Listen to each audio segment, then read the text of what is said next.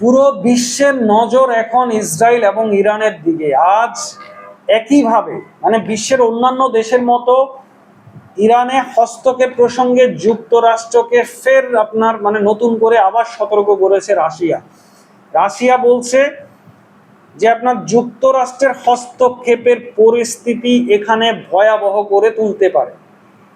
So রুশ president আপনার Vladimir পুতিনের যিনি মুখপাত্র, উনি রাষ্ট্রীয় টেলিভিশনে এই বিষয়ে খুব জোরালোভাবে বলছেন। মানে আজকে দিনে কিন্তু তিনটি ঘটনা ঘটেছে। একটা হলো আজকে যে বৃহস্পতিবারে তিনটি ঘটনা ঘটেছে। প্রথমটা হলো উত্তর কোরিয়ার যে আপনার সর্বোচ্চ নেতা, উনি খুব জোরালোভাবে ইসরায়েল ইরানে হামলার নিন্দা করেছেন। আপনার যুক্তরাজ্যের যে প্রধানমন্ত্রী, উনি বলছেন যে কোনোভাবে যেন আমেরিকা আপনার ইরানে হস্তক্ষেপ না করে, তাহলে মধ্যপ্রাচ্যে মানে ভয়াবহ আপনার পরিস্থিতি তৈরি হতে পারে। একইভাবে রাশিয়াও কিন্তু আমেরিকাকে সতর্ক করে বলছে যে কোনোভাবে আমেরিকা যেন এই বিষয়ে সরাসরি হস্তক্ষেপ না করে।